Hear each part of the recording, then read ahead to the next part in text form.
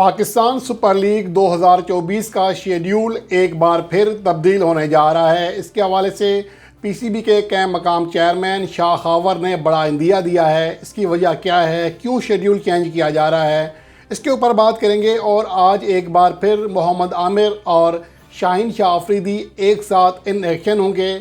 शायकीन cricket इस match का इंतज़ार कर रहे हैं।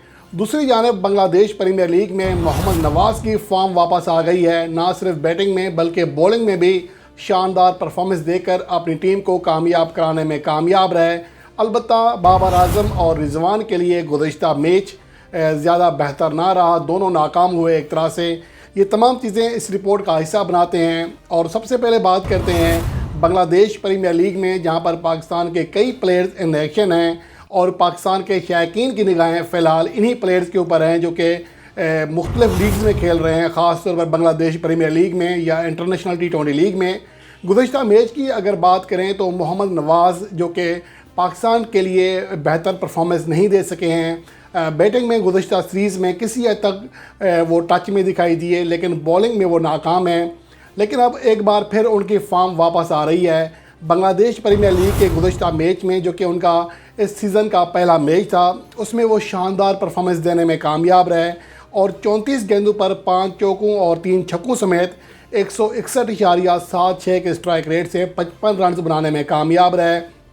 और उनके साथ ही दासुल शनाका ने 33 गेंदों पर 40 रन किए, 121 का स्ट्राइक रेट रहा। इसके अलावा बॉलिंग में भी शानदार परफॉर्मेंस दी। मोहम्मद नवाज़ ने 2 विकेटें हासिल की और इसके अलावा दासुल शनाका ने 4 विकेटें हासिल की, जिसकी वजह से मोहम्मद नवाज़ को man of the match award तो नहीं मिला, लेकिन सबसे ज़्यादा जो इम्पैक्ट था अपनी टीम की कामयाबी में वो मोहम्मद नवाज़ का था। और उनके जो मद्दे मुकाबले टीम थी वो भी बड़ी परफॉर्मेंस ना दे सकी।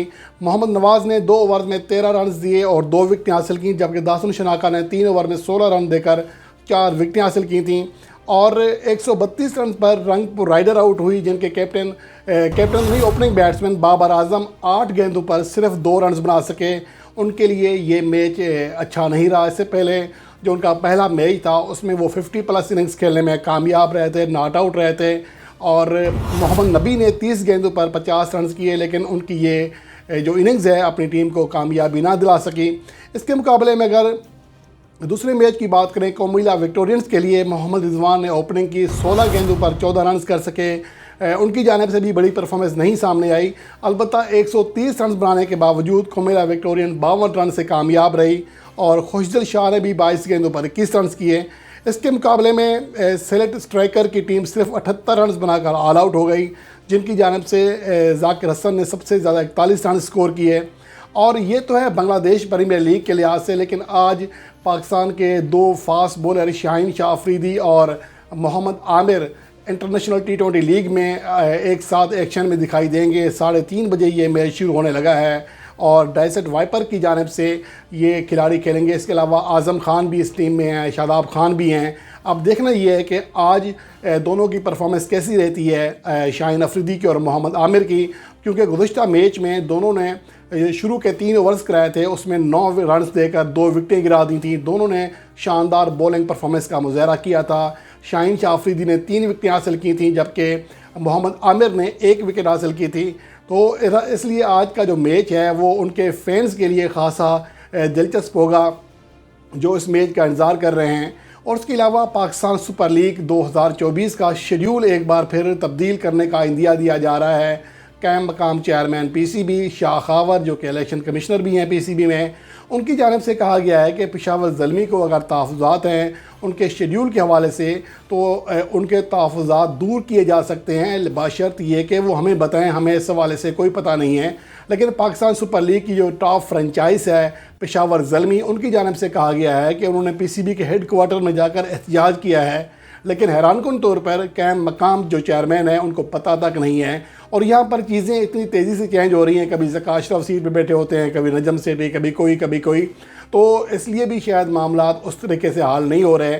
लेकिन बहरहाल शाह खावर ने एक बार फिर इंदिया दिया है कि अगर पेशावर ज़ल्मी ने तहफ़्फ़ुज़ात का इज़हार किया तो एक बार फिर शेड्यूल चेंज किया जा सकता है। पेशावर ज़ल्मी का जो मैचेस हैं वो कराची में बढ़ाए जा सकते हैं, क्योंकि ऐसा नहीं है कि किसी भी हाल में वही शेड्यूल होना है जो कि पहले से था।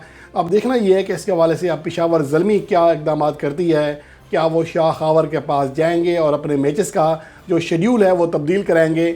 अगर ऐसा हुआ तो ये तीसरी बार होगा कि पाकिस्तान सुपर लीग का शेड्यूल चेंज होगा इस सीज़न में, क्योंकि पहले 8 फरवरी से टूर्नामेंट शुरू करने का आगाज़ किया गया था, कहा गया था। फिर कहा गया था कि 13 फरवरी से टूर्नामेंट का आगाज़ होगा, बाद में 17 फरवरी डेट दी गई। और अगर अब चेंजिंग्स की जाती हैं तो ये एक बार फिर तब्दीली होगी, जो कि एक नॉन प्रोफेशनल दिखाई देती है। ऐसी चीज़ें जब इतने बड़े इवेंट में अगर चीज़ें चेंज होती हैं तो इससे काफ़ी चीज़ें डिस्टर्ब होती हैं। लेकिन बहरहाल देखना ये है कि पेशावर ज़ल्मी को भी बहरहाल तहफ़्फ़ुज़ात इसलिए भी हैं कि उनकी फ़ैन फॉलोइंग कराची में ज़्यादा है और ब्रांडिंग के अतबार से यानी इश्तिहारात के लिहाज से भी वहाँ पर उन्हें और ज़्यादा बूस्ट मिल सकता है। इसलिए पेशावर ज़ल्मी चाहेगा कि उनके जो मैचेस हैं वो मज़ीद जो है कराची में कराए जाएँ। इसलिए अब अगले 2 से 3 दिन के अंदर ये सूरत हाल वाज़ेह हो जाएगी कि क्या एक बार फिर पाकिस्तान सुपर लीग का शेड्यूल तब्दील होने जा रहा है या फिर नहीं।